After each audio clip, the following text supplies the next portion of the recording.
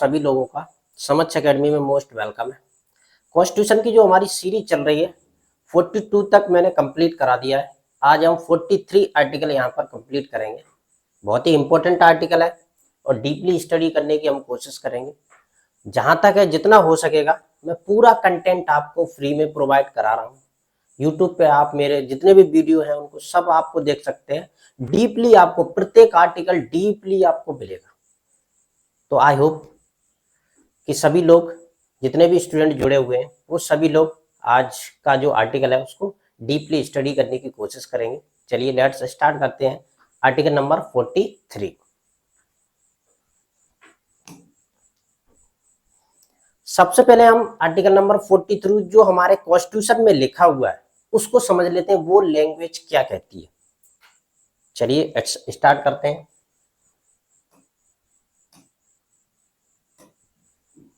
अनुच्छेद 43 यानी कि अनुच्छेद 43 क्या कहता है? राज्य। यहां पर ये हमें ध्यान रखना है, राज्य का मतलब क्या है। जो राज्य का मतलब यहां पर है वही राज्य का मतलब आर्टिकल 12 में है। ये हमेशा ध्यान रखना है। राज्य का मतलब आर्टिकल जो 12 में दिया गया है वो पूरे संविधान में अगर राज्य शब्द आता है कहीं पर भी तो उसका मतलब होता है all over India, state and central, दोनों का मतलब एक ही निकलता है यहाँ पर। ये हमेशा ध्यान रखना। उपयुक्त कानून या आर्थिक संगठन द्वारा या किसी अन्य तरीके से, यानी कि राज्य क्या करेगा? उपयुक्त कानून बनाकर या विधान बनाकर, ये हमेशा ध्यान रखना है हमें, या आर्थिक संगठन बनाकर द्वारा किसी अन्य तरीके से सभी श्रमिकों को, यानी कि बेसिकली यहाँ पर बात हो रही है श्रमिकों की या जो हमारे मजदूर भाई हैं उनके बारे में बेसिकली बात यहाँ पर हो रही है। ये हमेशा हमें ध्यान रखना है। आर्टिकल नंबर 43 क्या कहता है? हमारे जो श्रमिक भाई हैं उनके बारे में विशेष रूप से बात करता है। आगे हम देखते हैं और क्या, चाहे वो कृषि क्षेत्र में हो, औद्योगिक क्षेत्र यानी कि कृषि भी हो साथ में औद्योगिक भी हो, दोनों चीजों में हो क्षेत्र में, या अन्य भी जुड़ा है यानी कि और कोई भी सेक्टर है उसमें भी जो हमारे श्रमिक भाई है उनके लिए क्या क्या हो सकता है।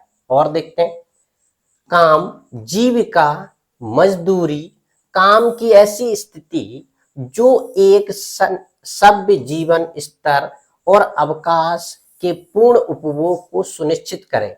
यानी कि मजदूरी, काम की ऐसी स्थिति होना चाहिए कि ऐसा नहीं होना चाहिए काम है लेकिन काम का मतलब उसकी कंडीशन बहुत खराब है, ऐसा नहीं होना चाहिए। काम तो होना चाहिए लेकिन वहां पर काम करने का जो सिस्टम है वो सही तरीके से होना चाहिए। ये बेसिकली हमें विशेष रूप से ध्यान रखना है। और साथ में सभ्य जीवन यानी कि एक नॉर्मल लाइफ अच्छी से चले। ऐसा नहीं है कोई व्यक्ति कुछ काम कर रहा है तो उसकी लाइफ है बहुत ही बेकार है, ऐसा नहीं करना चाहिए। उपभोग करें तथा सामाजिक और सांस्कृतिक अवसर प्रदान करने, यानी कि सामाजिक जो अवसर होते हैं उनको, और सांस्कृतिक अवसर का यहाँ पर मतलब है कोई व्यक्ति मान लो फैक्ट्री में काम कर रहा है और या फिर कोई सरकारी जॉब में काम कर रहा है या किसी के यहाँ पर भी काम कर रहा है, अगर उसका सांस्कृतिक यानी कि उसके कुछ भी किसी से भी धर्म से रिलेटेड है, अगर उसके त्योहार वगैरह आते हैं तो उस पर वो छुट्टी ले सके, यहाँ पर सांस्कृतिक उसका यूज कर सके, उनको अपना सके, उनको फॉलो कर सके, तो भले ही कहीं पर भी काम करे। इसका मतलब ये निकलता है यहाँ बेसिकली। तो राज्य क्या करेगा? इसको सुरक्षित करने का प्रयास करेगा। और देखते हैं क्या करेगा। और विशिष्टता, राज्य ग्रामीण क्षेत्रों में व्यक्तिगत या सहकारी, यानी कि राज्य क्या करेगा? ग्रामीण क्षेत्रों में व्यक्तिगत या सरकारी, यानी कि या तो खुद व्यक्तिगत कर ले या फिर सरकारी जो स्वयं सहायता समूह होते हैं उनके द्वारा क्या करेगा? इनको उठाने का प्रयास करेगा। और आधार कुटीर उद्योग, आपने देखा होगा गांव में कुटीर उद्योग लगे रहते हैं, उनको क्या बढ़ावा देने का प्रयास किया जाएगा? कौन करेगा? राज्य करेगा। ये हमेशा ध्यान रखना है, राज्य की ये रिस्पॉन्सिबिलिटी है और रिस्पॉन्सिबिलिटी कैटेगरी में ही आता है। उद्योगों को बढ़ावा देने का प्रयास करेगा, यानी कि राज्य क्या करेगा? जो भी ग्रामीण क्षेत्र में जो भी कुटीर उद्योग है उनको क्या करेगा? प्रयास करेगा, उनको बढ़ावा दे, यानी कि जो मोस्टली उनको क्या प्रोग्रेस करने की एक, जैसे हमारा MSME डिपार्टमेंट है वो क्या कुटीर उद्योगों को क्या करता है? बढ़ावा देता है। चलिए हम थोड़ा सा और इसमें स्टडी करते हैं। ये तो बेसिकली जो कॉन्स्टिट्यूशन में दिया है उसके बारे में बात की गई, इसमें थोड़ा सा हम एडिशनल और थोड़ा सा डीपली नॉलेज समझने की और कोशिश करते हैं। अब आर्टिकल नंबर 43 का इंपॉर्टेंस, इंपॉर्टेंस क्यों जरूरी है, क्योंकि जो कॉन्स्टिट्यूशन में लिखा हुआ है आर्टिकल नंबर 43, उससे इसका इंपॉर्टेंस क्या है, क्या मीन्स है, इसका क्या मतलब निकलता है, इसको भी थोड़ा सा हम समझते हैं। आर्टिकल नंबर 43 क्या करता है, श्रमिकों के कल्याण को बढ़ावा, यानी कि यहाँ पर बेसिकली बात की गई है जो हमारे श्रमिक भाई है उनके बढ़ावा, उनके कल्याण, उनके मतलब प्रोग्रेस की बात की गई यहाँ पर।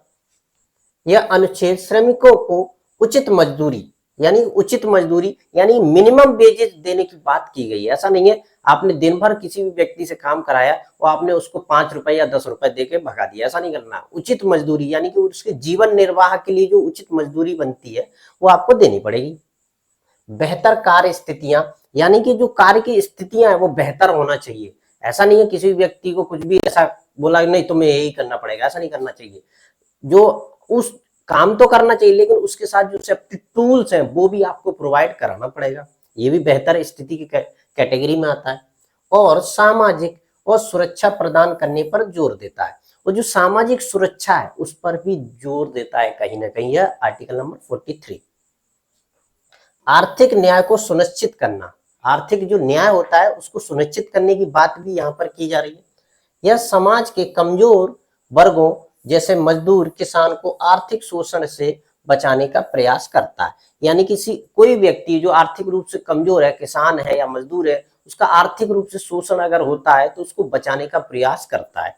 क्योंकि अगर सपोज दैट मान लीजिए कोई भी व्यक्ति मान लीजिए काम कर रहा है, मान लीजिए 6 घंटे या 7 घंटे या 8 घंटे या 10 घंटे, उसको मिनिमम वेजेस देने की बात कही गई, लेकिन आप उसको कम दे देते हैं तो ये कहीं ना कहीं उसका आर्थिक रूप से शोषण की कैटेगरी में आता है। इसको ये बचाने की पूर्ण तरह कोशिश करता है आर्टिकल नंबर 43। ये हमेशा हमें ध्यान रखना, ये किसमें आता है, डीपीएसपी में आता है, directive principle of state policy में ये आता है। आगे देखते हैं और क्या है इसमें।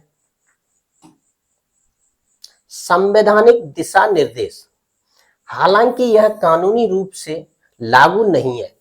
पहले भी मैं इस आर्टिकल को, इस डीपीएसपी को अपन अभी पढ़ रहे हैं, पहले ही बता था ये कानूनी रूप से लागू नहीं है, लेकिन राज्य की नैतिक जिम्मेदारी की कैटेगरी में ये आता है।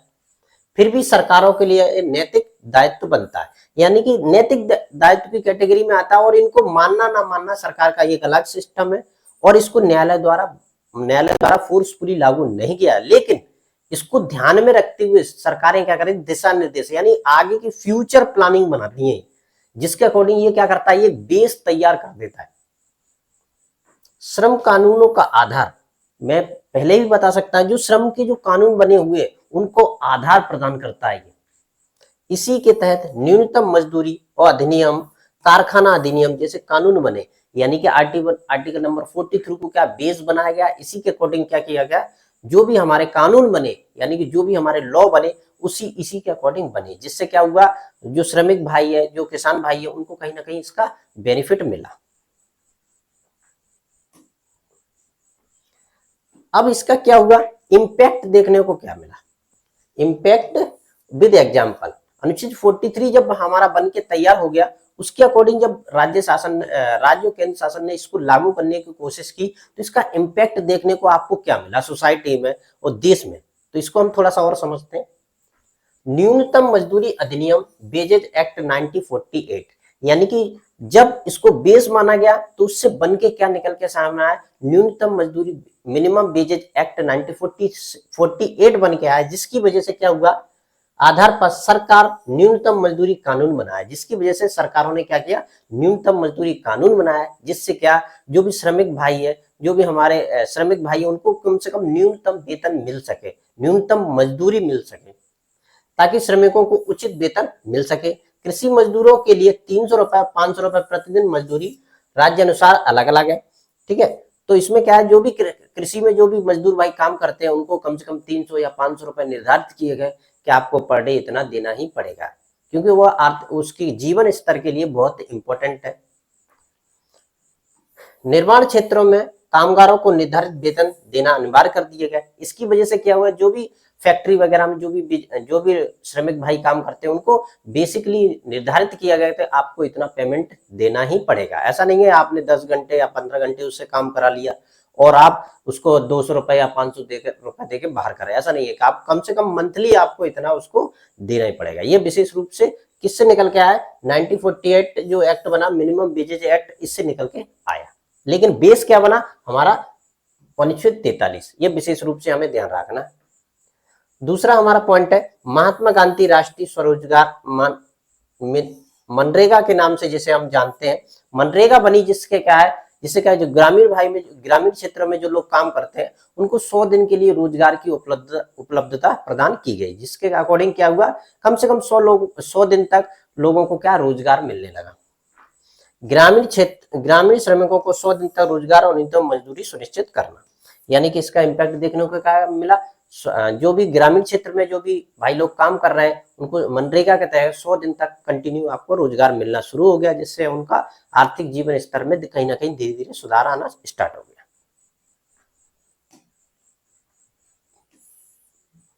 अब दूसरा इसका इम्पैक्ट क्या देखने को मिला, कर्मकारों के लिए आवास योजना। अभी आपने देखा होगा प्रधानमंत्री आवास योजना चल रही है, कब लागू हुई, ये 2015 में आया, जिसके तहत श्रमिकों को क्या किया गया, आवास उपलब्ध कराना। यानी कि इस योजना के तहत जो श्रमिक भाई है उनको कहीं ना कहीं आवास उपलब्ध कराने की पूरी तरह कोशिश की गई और राज्य सरकारें, केंद्र सरकारें एट ए प्रेजेंट टाइम भी ऐसी कोशिश कंटिन्यू कर रही हैं।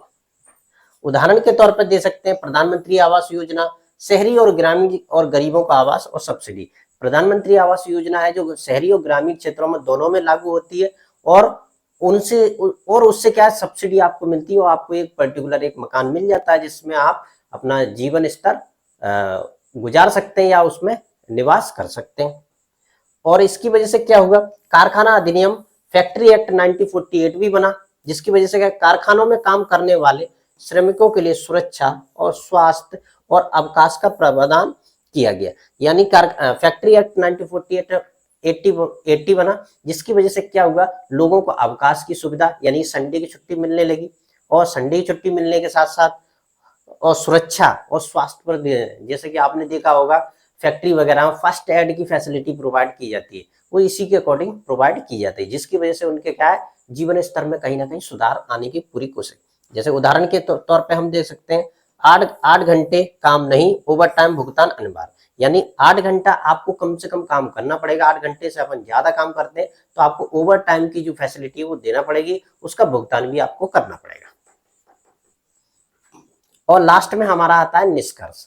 जैसा कि हमने प्रत्येक वीडियो में हमारे जो जितने भी लेक्चर जा रहे हैं, जितने भी मैंने आर्टिकल में, सबका कहीं ना कहीं मैंने निष्कर्ष जरूर पढ़ाया है। इसका मतलब ये होता है जब भी हम कंपटीशन के एग्जाम में जब भी हम बैठते हैं वो कहीं निष्कर्ष हमें समझ में आता है तो हम रिलेशन या रिलेटेड करना सीख जाते हैं, जिससे क्या हम कहीं ना कहीं सटीक हमारा आंसर लगने के पूरे चांस होते हैं। इसलिए मैं प्रत्येक आर्टिकल में आपके लिए, आपने देखना समक्ष अकेडमी जितने भी वीडियो डले हैं उसमें निष्कर्ष जरूर मिलेगा, ये विशेष रूप से ध्यान रखना। चलिए हम इस निष्कर्ष को भी लास्ट में समझ लेते हैं। अनुच्छेद 43 का निष्कर्ष एंड कंक्लूजन एक ही बात है, कोई दिक्कत वाली बात नहीं है। भारत में श्रमिक अधिकारों और कल्याणकारी योजनाओं को मजबूत करने में महत्वपूर्ण भूमिका निभाई है। यानी कि अनुच्छेद 43 हमारा क्या कहता है, श्रमिक जो भाई है उनके अधिकारों को सुनिश्चित करना और कल्याणकारी जो भी योजनाएं बनती हैं किन के लिए, श्रमिकों के लिए, उसकी महत्वपूर्ण भूमिका किसने निभाई है, आर्टिकल नंबर 43 ने। ये हमेशा हमें ध्यान रखना है। हालांकि यह कानूनी रूप से बाध्यकारी नहीं है, लेकिन यह कानूनी रूप से बाध्यकारी नहीं है, डीपीएसपी में जितने भी प्रावधान दिए कानूनी रूप से बाध्यकारी नहीं है, लेकिन यह क्या करता है, एक दिशा निर्देश तय कर देता है, एक बेस बना देता है कहीं ना कहीं, इसकी बेसिकली बात की गई है। फिर भी इसके विरुद्ध इसके सिद्धांतों और सरकारों को न्यूनतम मजदूरी, सामाजिक सुरक्षा और बेहतर कार्य स्थितियों के प्रदान करने के लिए प्रेरित किया।